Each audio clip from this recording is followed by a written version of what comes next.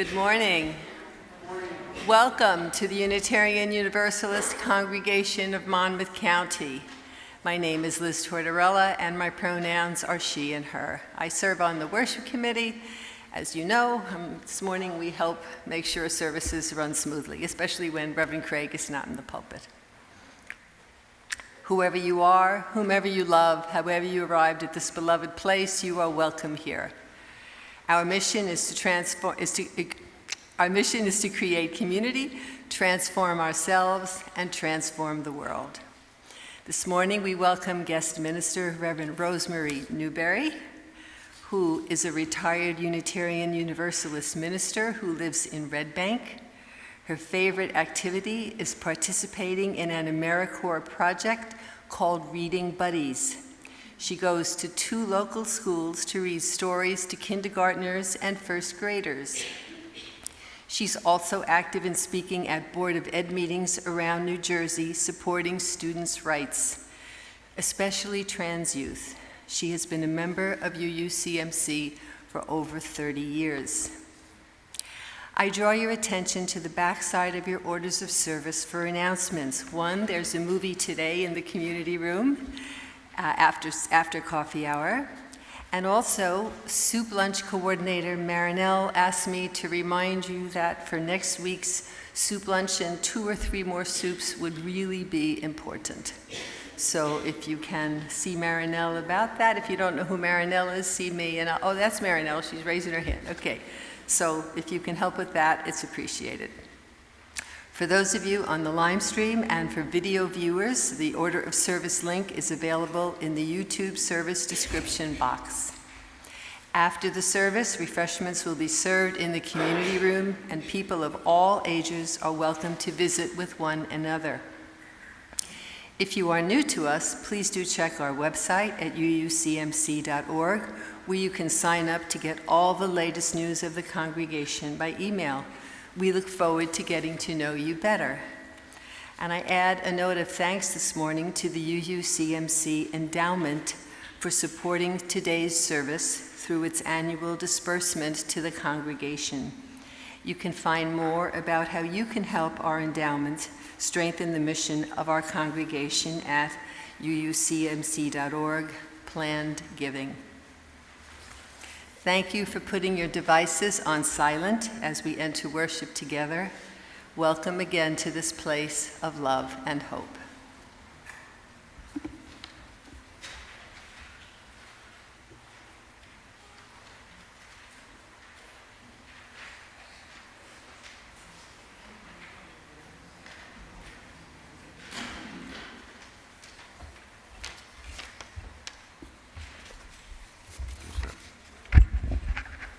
Good morning. I'm Tony Giordano. My pronouns are he and him. I serve on the Social Justice Committee and the Democracy Team. What I want to announce is that this coming Sunday, October 12th, the Democracy Team is holding a letter and postcard writing event at 9 a.m., so we'll do that before service. We're going to try to raise the voter turnout for the crucial New Jersey and Virginia elections and possibly one other state. We will have a supply of postcards and letters for people to use, and we'll have some stamps available. Depending on how many people show up, we'll have enough stamps. What we're trying to do, of course, is protect our state and as many states as possible from some of the authoritarian practices coming out of Washington. So that's next Sunday, 9 a.m. It's going to be in one of the large classrooms. Just go down the hall. Another thing we want to announce is that most people are aware of this. There are no Kings 2 protests around the country on October 18th. And the closest one to us is going to be in Red Bank. It's going to be on the Route 35 bridge that leads up to Middletown. It's at 1 o'clock, Red Bank. Check the e-blast, we'll put more information in there. Thank you.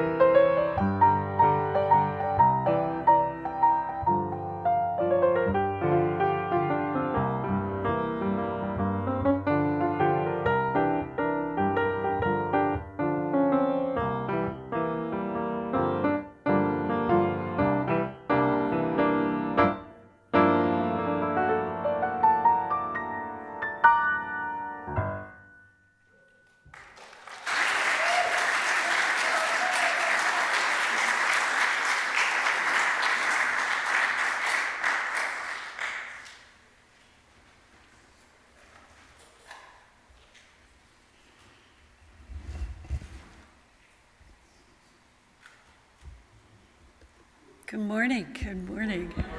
Thank you, Michael.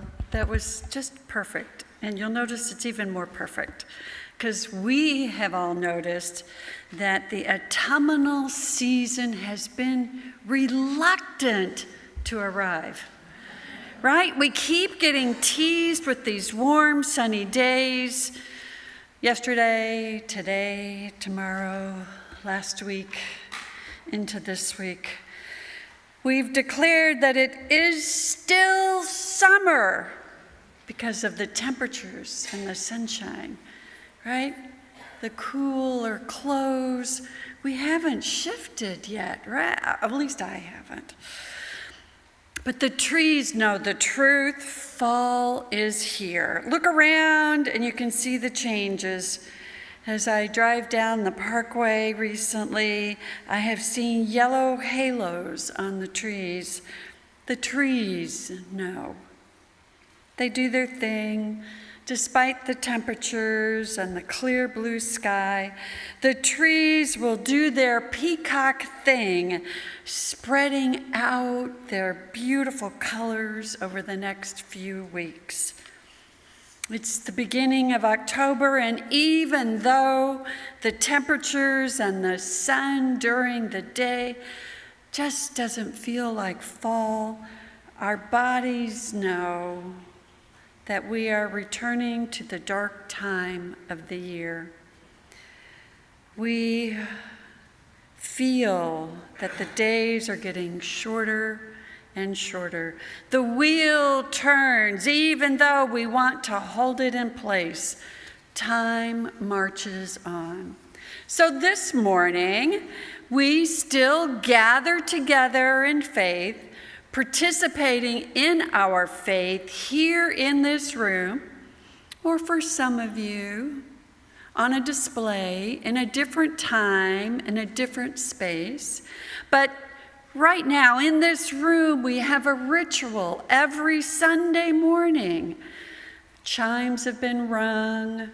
Worship coordinator has started our time together. Soon the chalice will be lit. A ritual.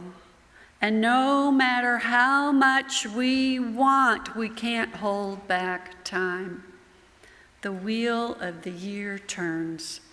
So today, may we still be able to wear our summer clothes, participate in our summer fun activities. In spite of the temperatures, though, time can't be frozen. It can't be stopped. Our choice is simply to be present for this hour, creating sacred time together. Being present is really the only thing that we can do, and we accept that. The future is not ours, nor is the past. We only have this moment. So let's breathe together. That sacred breath of life. Each of you are unique to this place, this planet, this solar system. Oh, how amazingly wonderful. And it's amazingly wonderful to be with you right now. I hold you in my heart with gratitude because we can share this time together. Our chalice lighter this morning is Marianne Crane. She's a soprano in our UU singers and our sister singers. She's going to come up and light our chalice for us.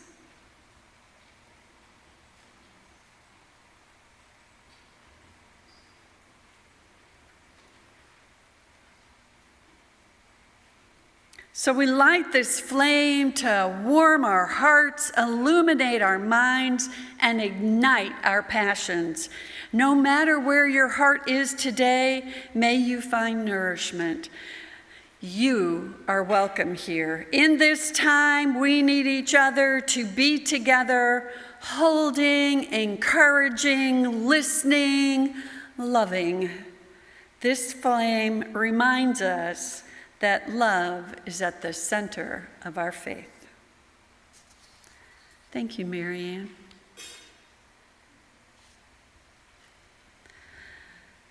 So I'm going to ask you to rise for our hymn number 1008, When Our Heart is in a Holy Place. And because of my back, I am not going to rise. I am going to sit. But y'all, do what your body says it needs to do.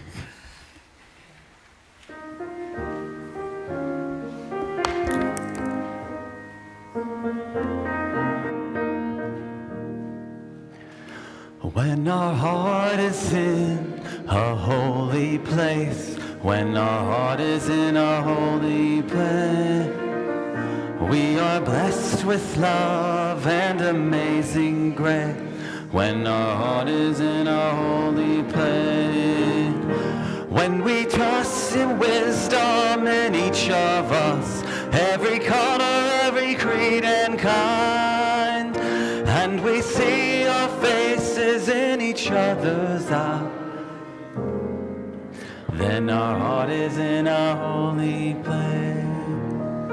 When our heart is in a holy place, when our heart is in a holy place, we are blessed with love and amazing grace. When our heart is in a holy place, when we tell our stories from deep inside, and we listen with a loving mind, and we hear our voices in each other's words, then our heart is in a holy place. When our heart is in a holy place, when our heart is in a holy place, we are blessed with love and amazing grace. When our heart is in a holy place, when we tear the silence of sacred space, and the God of our hearts serves within, and we feel the power of each other's faith, then our heart is in a holy place. Then our heart is in a holy.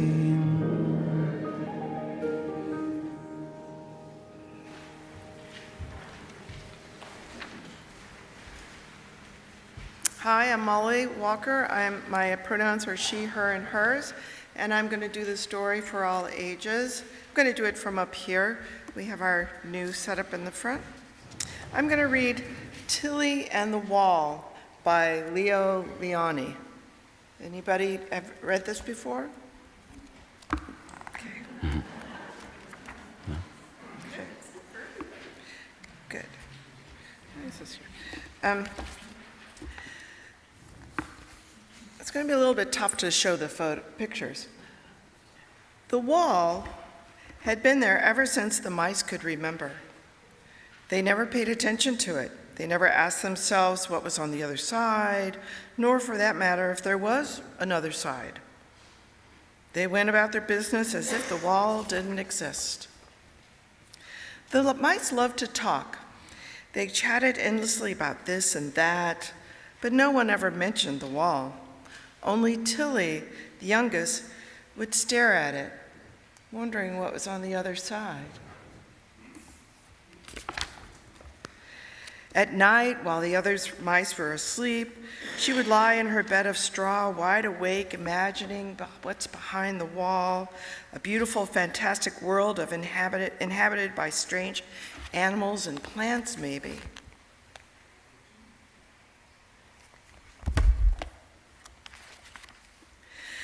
We must see what's on the other side, she told her friends. Let us try to climb. They tried, but as they climbed, the wall seemed to get higher and higher.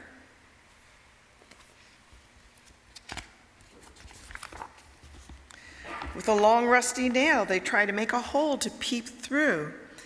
It's only a question of patience, said Tilly. But after working an entire morning, they gave up, exhausted, without having made even a dent in the hard stone.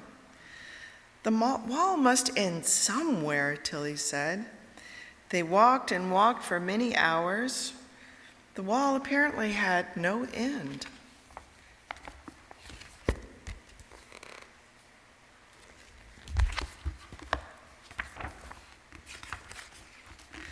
But one day, not far from the wall, Tilly saw a worm digging itself into the black earth. How could she not have thought of this before? Why hadn't the thought occurred to anyone before? Full of excitement, Tilly began to dig. She dug and she dug and she dug and she dug and she dug and she dug, until suddenly, almost blinded by the bright sunlight, she was on the other side of the wall. She couldn't believe her eyes. Before her were mice, regular mice.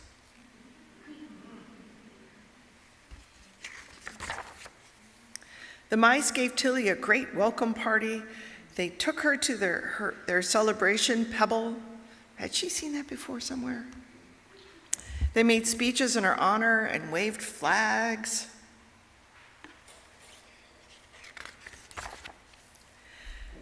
They then decided to go through Tilly's tunnel to see for themselves what was on the other side was like.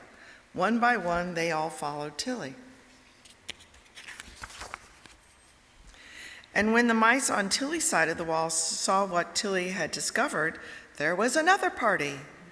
The mice threw confetti. Everybody shouted out, "Tilly, Tilly, Tilly!" And they carried Tilly high in the air in triumph. Since that day, the mice go freely from one side to the wall to the other, and they always remember it was Tilly who first showed them the way. And that's the end of our story this morning. Now we'll sing the kids out to their classes with Go Now in Peace.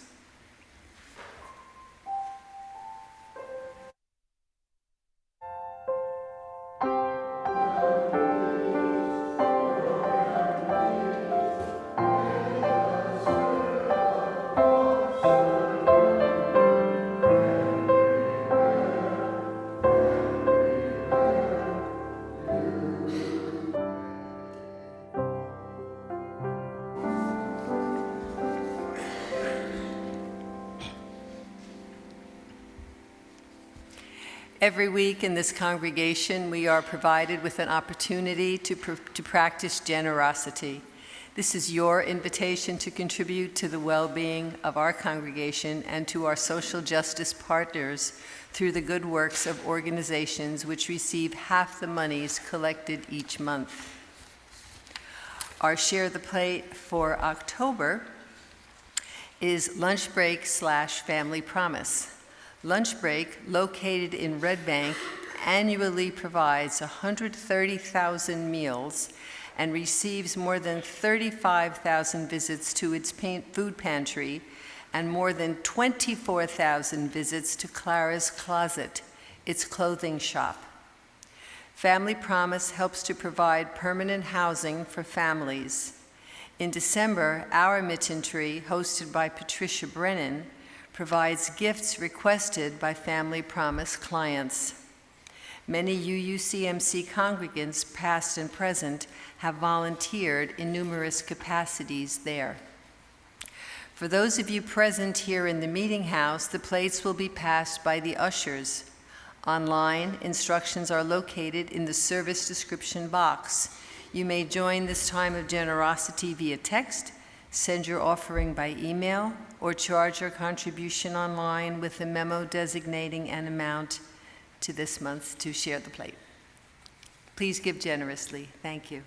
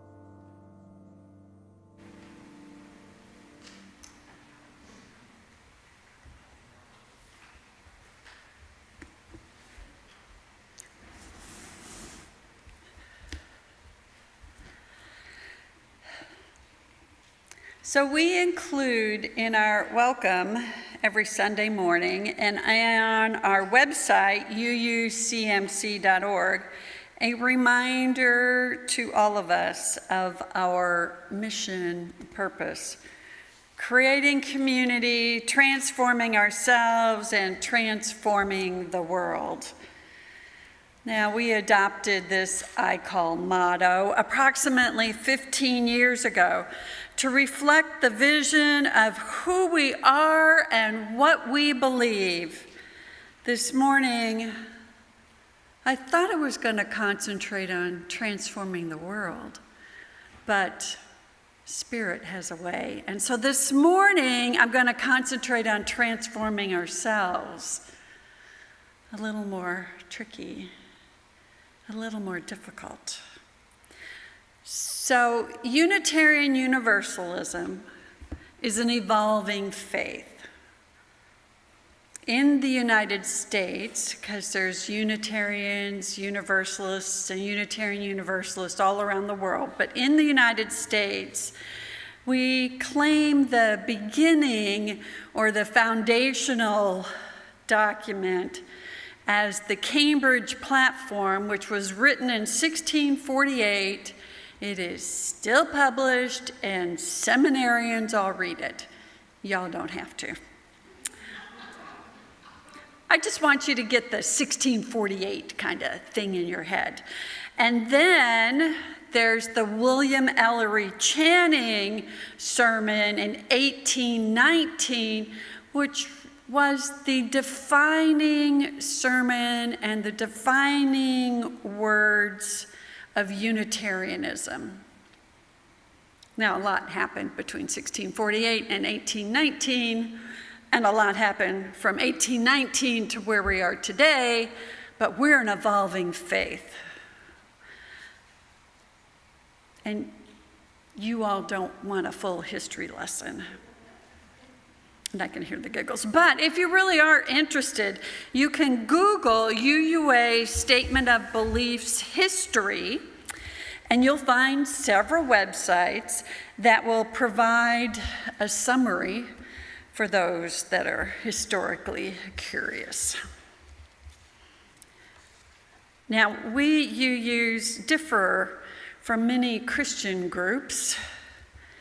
Catholics still recite their creed at every Mass. Now, it was originally called the Apostles' Creed, written by Hippolytus in 215 CE. And then it was revised 100 years later during the Council of Nicaea, and now more commonly called the Nicene Creed. Now, sticking with a statement of faith for 1,700 years versus re-examining your statement of belief maybe every few decades, that's a fundamental difference on how our faith functions in the world, within our congregations, and within ourselves. That's a big difference. Now, the latest change to our principles of faith, and in the bylaws it's called Values and Covenant, happened in 2024, and that was a replacement in our bylaws in section C 2.2. We have it in our bylaws. And what preceded that, that's what I want to say, what preceded that was adopted in 1984. So you've got 40 years there. And some of us really loved the 1984 version. But this latest version of beliefs, and I'm talking at a national level, is a set of shared values centered by love. And one of those shared values is transformation. Now, this commitment to transforming ourselves reflects a faith where revelation is never settled, never sealed. That is to say, our religion can and will change by the discovery or unveiling of new truths and new ways of understanding all existence and the sacred. Truth, reason, science, they all evolve over time, change, like the seasons, except a different cycle. So, as the sermon title here says, there is no sand here. We do not burrow in and ignore the world around us. We will not dig in our heels and stay put, stuck in the way we are. This is an ever-changing world, and we adopt to it instead of it adapting to us. This faith is constantly adapting to the world around us, and we will constantly be expanding, stretching, exploring, and growing just to keep up. Oh my God, and it's so hard to keep up. Change is not something that we are really comfortable with. We're holding on to summer for as long as possible, but still the wheel turns, the change of the seasons. Now, originally, I thought that all I needed to tell you was to lift your heads up out of the sand and ignore the reality of injustices of the world was something that you could just simply not do. You could just simply turn off that ignorance. Click. But I found myself realizing that I was expecting too much of myself and of each of you. Before transforming the world, doing that justice work that is so needed, that the Social Justice Committee of this congregation is doing amazing work with, I thought that doing justice, that transforming the world was easy. Not actually making it happen, but doing the work of making it happen. Writing postcards, that's easy. Well, I'm wrong.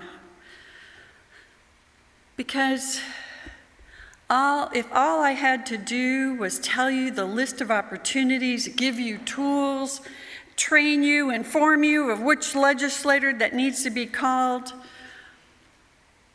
if that's all I had to do, and I thought that was the hard work,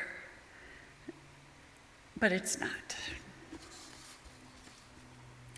Because in order to get there, to be in the space of transforming this world, requires us to do the hard work of transforming ourselves, moving your head up to see the day and night, sun and stars. Oh my, that's the work that we do over and over again. Keeping our head out of the sand. Now this transformation, I think, kind of trickles down, maybe.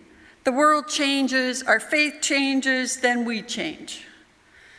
Except our faith, our Unitarian, Universalist faith, wants to transform the world. So sometimes we see our world as unjust, and our faith realizes that changes are needed internally as well as externally, and then we put the work to change and then to transform ourselves. So it can be all kinds of cycles. But it does require us to get our heads out of the sand, because I still claim there is no sand here. Reverend Dr. Sherry Perdome writes about transformation in a spiral-like fashion that is never perfect and never finished. We pay attention and learn from experience, reflect on it religiously, supported by engagement in religious community, respond and act in the world, and repeat a cycle. Our religious communities at their best are places where we grow our capacities to be with experience in all its complexity and paradox, to listen deeply to one another, to allow ourselves to be seen and held in love and respond creatively and collectively. In our national paperwork of transformation is defined as we adapt to the changing world. Well, I think transformation as accepting a paradigm shift, which I think is needed constantly in this changing world. And paradigm shifts are much harder to do. So in addition to changing our values and covenant at the national level, the association has a history of developing many programs to support us to keep up with the changing times, the changing culture, the changing science. This congregation has participated in many of these programs. Not all of you have been around for all of those. So I want to just kind of lift up some examples of that really good work that's been done here. Good work that required transforming ourselves. So just briefly, believe it or not, there was a time before we voted our commitment to the eighth principle, to affirm and promote journeying toward spiritual wholeness by working to build a diverse, multicultural, beloved community by our actions that accountably dismantle racism and other oppressions in ourselves and our institutions. You may notice the rolling bookshelf library cart filled with resources to support your transformation. It sits right out that door. Believe it or not, there was a time before we committed to becoming a welcoming congregation for LGBTQ plus people. Believe it or not, there was a time before we became committed to becoming a green sanctuary congregation, committed to environmental justice. It's hard to remember a time before solar panels. So I say a time before because there was a lot of work that was done. There was a whole strategy that caused us to sweep away any sand that snuck in here. We had to get down to business and do the work of transforming ourselves. We as individuals are not the same as we were in those before times. That's a result of transforming ourselves. I know that some of you were not part of this congregation during those before times. Glad you're here, but I just want you to know that there was some grumbling, teeth gnashing, right? So I remember very vividly when this light bulb had clicked for me during one of those transforming times. It was a time, believe it or not, there was a time before our current name of the Unitarian Universalist congregation of Monmouth County. We were the Unitarian Church. Two problems: the lack of Universalist in the name and the word church. Now, I, at that time, did not understand what was wrong with church. I grew up going to church, or wanting to go to church, or wanting to find a church that I could be happy in. But during an open discussion that I remember, now memories can be faulty, but that I remember that was in this room, a member that was an ethnic Jew expressed how hard it was for him to go to church when the church supported the Holocaust. Now, this building has always been called a meeting house, as far as I know. There's probably a time before that. But its official name that the members were really grappling with at that time. And yes, there were tears and teeth gnashing. Now, we just don't think about it.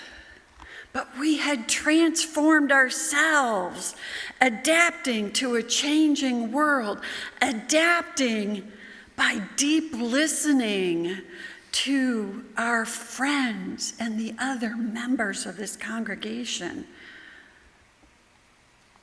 It required deep listening. It required a paradigm shift.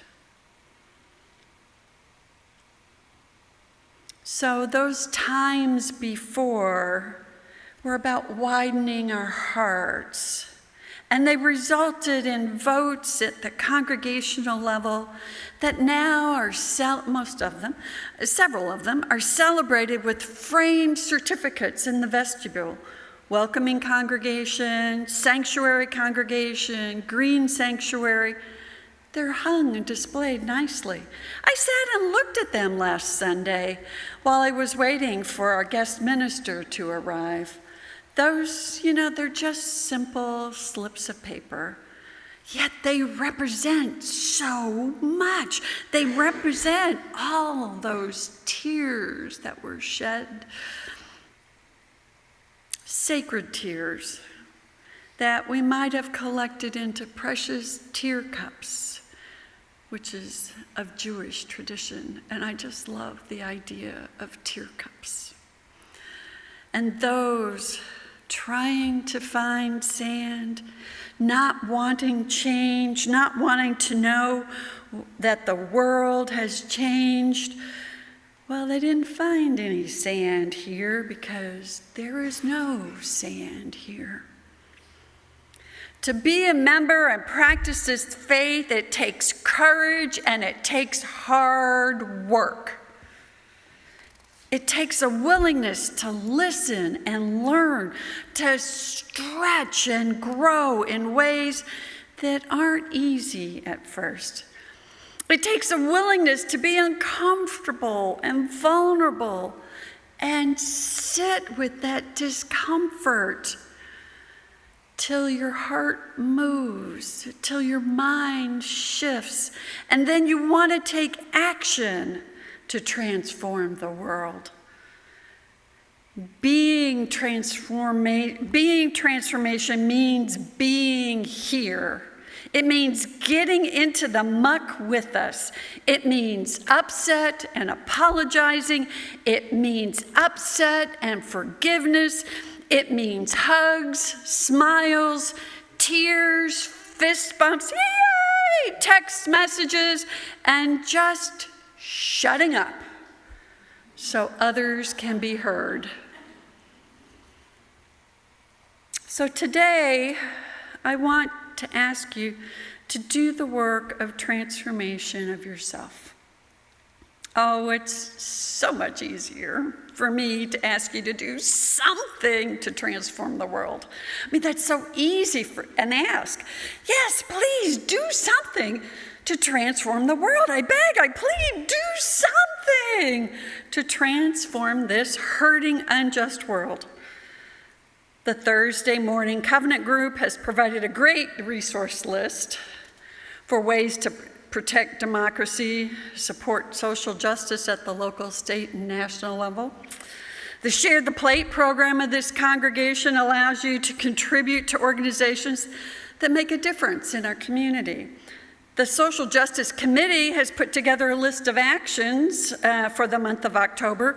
Go do something.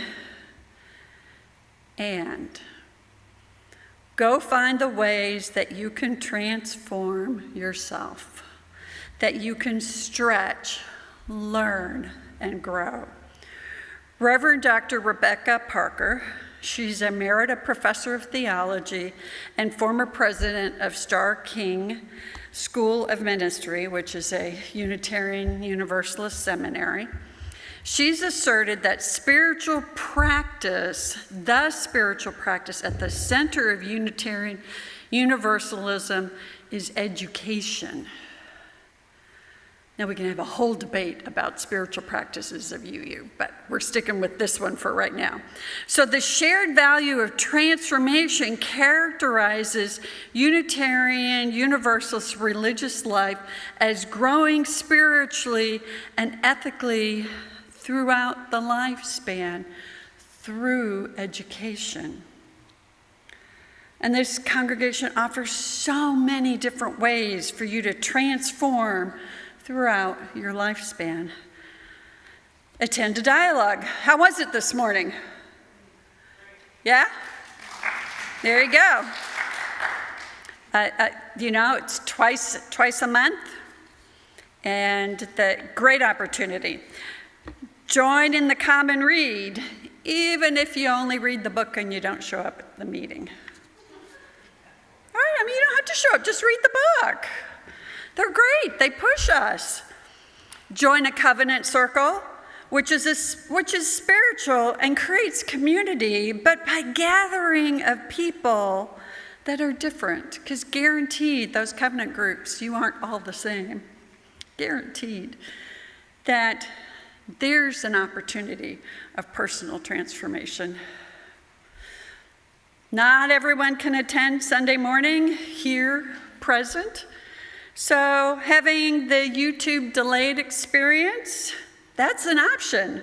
And I find that in each sermon that I listen to, not that I write, that I listen to, there is always a piece that speaks to my commitment to personal transformation. So go hunt for it while you're listening to the sermon, either right now or later. Go find that special nugget that was the perfect thing for you to hear, or that nugget that you have to chew on because somehow it's not, you don't think you get it. And that's something to chew on too. I met with a friend the other day, and we talked about how we'd love to just say, pass, not for me. I've had enough of personal growth experiences, education, and learning. The ministers say, not another friggin' growth experience. It's like, had enough. Aren't I done? Aren't I cooked? Isn't there an end to all this stretching and growing? Well, we both acknowledge that continual personal transformation is part of being human, and you aren't done yet because the world continues to change. And being a person of this faith, you recognize that you will continue to change because you're committed to this faith. I know that there are maybe a few of you that go running with delight, yay, into the flames of transformation. Some of us are a bit more reluctant. We may have been burned or scorched, and we're tender, and we're barely keeping our heads above water. So at those times, we need to recuperate, rest, and recover. And I want to acknowledge that you can say, I pass for now, and I'll be back with you after I'm a little less tender and after I'm a wee bit stronger. I've learned more about who I am as a person, a human, through my faith. I believe in our shared values of transformation, interdependence, justice, equity, generosity, and pluralism. There are 6 of them. JETPIG is the acronym if you want to know. But love is the center of all of it.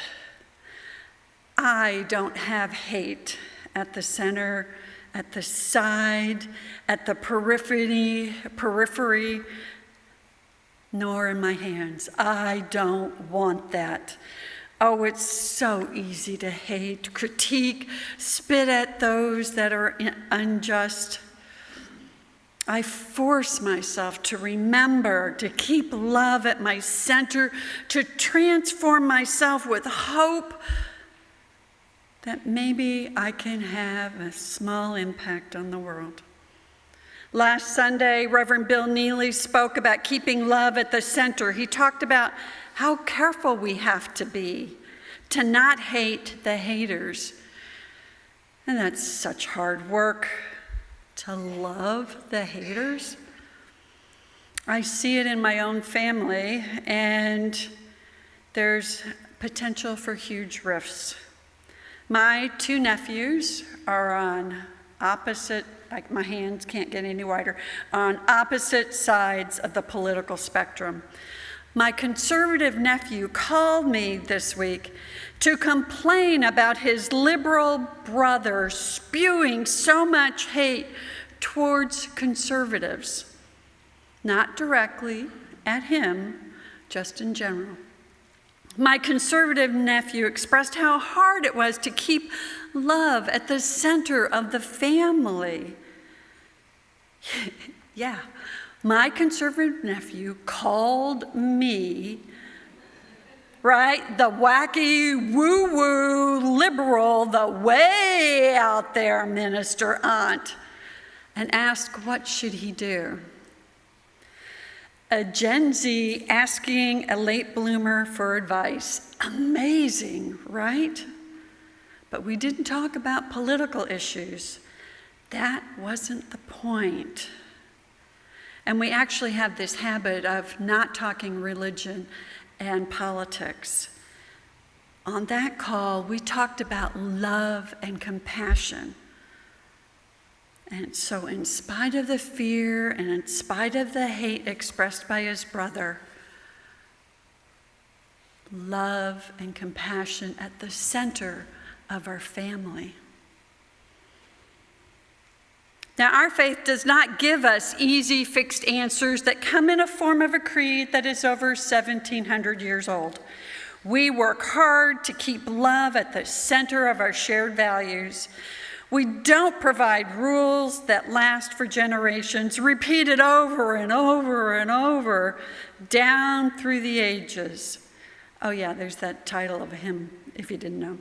Our faith has moved beyond old rules that keep women subjugated.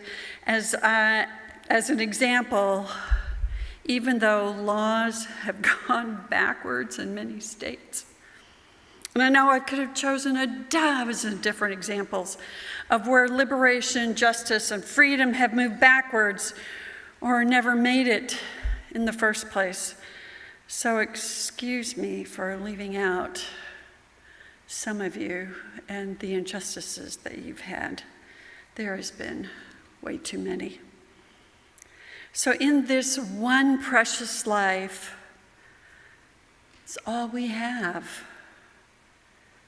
That's from a Mary Oliver poem, if that kind of sounds familiar. We are not reuniting with loved ones that died before us. The dead do not speak to us, even through AI-generated versions. We do not have a direct line to an anthropomorphic God that will save the day because we praised him and requested his intervention.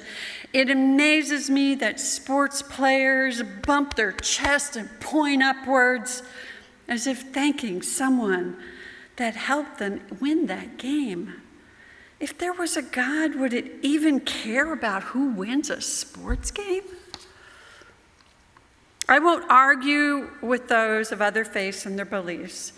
My conservative nephew, for example. We don't talk about religion and politics, but we do talk about sci-fi and artificial intelligence and diamond rings. He's getting engaged soon, and I love jewelry. But with my nephew, I seek to find what we have in common that is centered in love. And this is hard, hard work. I'd so love to be lazy, listen to my preferred newscaster demonize everyone else, and not spend any time being in uncomfortable situations. It's so lovely and nice to be lazy. Instead, this faith has me listening to someone very different from me, learning about their humanity and reaching deep into finding our commonality rather than hating their difference. This faith has me purposely experiencing new things that makes me question my previous assumptions. Sometimes that examination is not pretty, and I'm ashamed. That may be the times that we are living in, but it also may be the times that we need each other most. We need traveling partners these days. We're in a polycrisis. Our elected leaders can't be trusted. Billionaires are running and ruining our lives. The U.S. now has a Department of War. Artificial intelligence is expanding faster than anyone can comprehend. Our limbic systems are running on overdrive. We need each other because change has been happening so rapidly. We haven't had a chance to catch up. So please, hold my hand while we walk together during these times when having love at the center can be so hard, when widening our hearts just plain hurts. Sometimes you'll be leading me, sometimes I'll be leading you, and yes, sometimes I'll be carrying signs at protest rallies because that's so much easier than doing the hard work.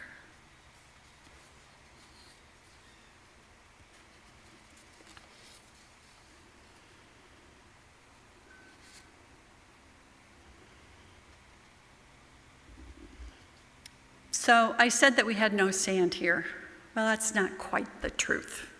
We have sand in these two vessels that are up front here, and each vessel is filled with candles. The sand is from Sandy Hook, set into the vessels so we can be safe from fire. Sand for physical safety, but also a metaphorical safety, our emotional and psychological. So you're going to have an opportunity, or we're going to come, now I got to give you instructions. We're going to walk up the middle aisle, right? Right. So you got to get yourselves to the center, right? And walk toward me, towards the center. We'll figure it out, but it work. Towards the center, light the candle, and then you will walk back to your seats using the wings. So towards me, center, away from me, the sides. It'll work out. That was all the instructions. So Liz and Angie, please come up. Bring the flame of our chalice ready for the first people. And may we enter into this time of peace and contemplation, prayer and meditation as we light candles of joy and sorrow.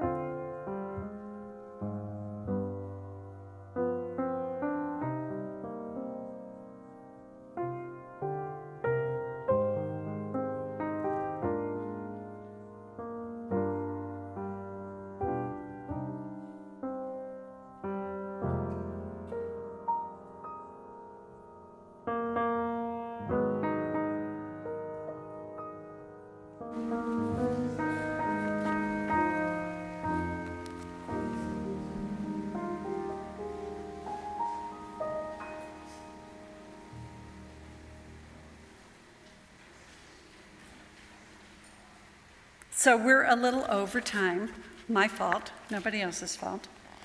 And we are going to sing 1024. Rise in spirit. I am going to stand, I really love this song. I want to do a couple of verses, but I am going to shout out after we sing it through once, because the verb is do. I'm going to shout out the next verb. You know what? We're just going to see how that goes and how long we want to do this. All right. Good morning, everyone. Because the song is the one line when you got to do when the Spirit says do, and every time that verb. And on the bottom, as the Reverend was saying it, you can replace it with sing, dance, laugh, any of the verbs. There is that fermata at the end, so when she's saying we'll call it out, it's Spirit says do. And I wait, and then she could say sing. You got to sing, and we'll go on. We will end with do, though. So the last time through we sing do, and just remember that last one, same thing. Spirit says do. But look, bottom line. We now go to the bottom line. Spirit says do. And I can come to an end there, okay? Sometimes that tends to be, so I want to explain the directions on that one. And it's helpful that we don't have the screens, because it's different on the screens, so. So let's have some fun with this one.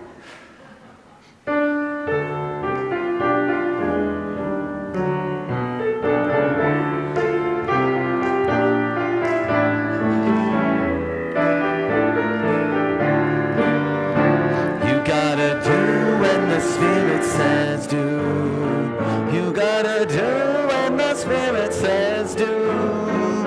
When the Spirit says do, you gotta do. Oh Lord, you gotta do when the Spirit says do. Spirit says do. Spirit says do. Spirit says do. Spirit says do. Spirit says do. Spirit says do.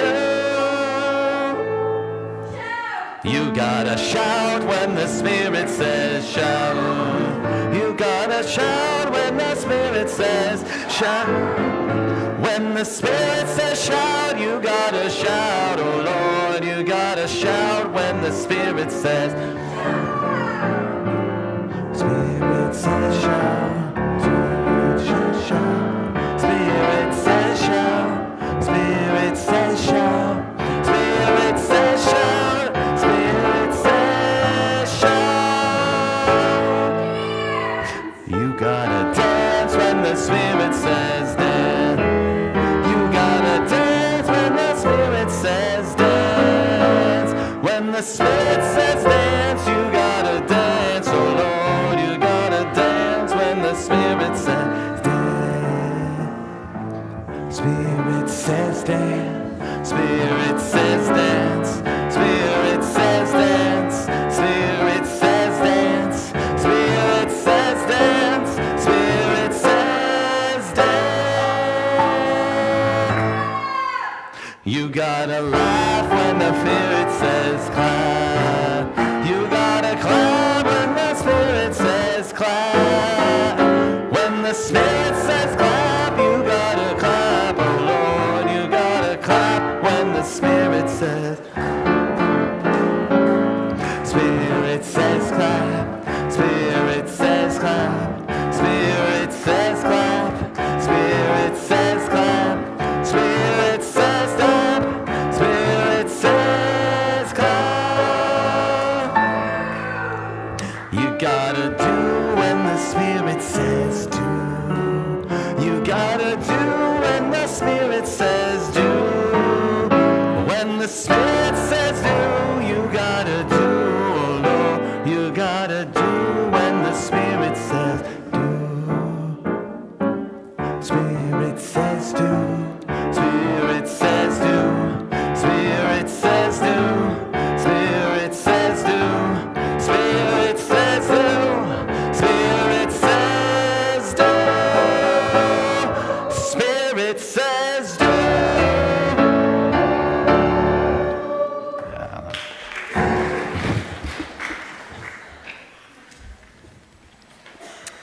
These words by Reverend Cynthia Landrum, I've adapted them some for today. Now we leave this gathering of sacred time and community. However, we don't leave our connection, our concerns, our care for each other. We go back out into our lives, taking with us our service to each other, to the world, and to our faith, continuing until we're together again. Friends, be strong, be well, be true, be loving, and keep stretching. May blessings shower your path back to us.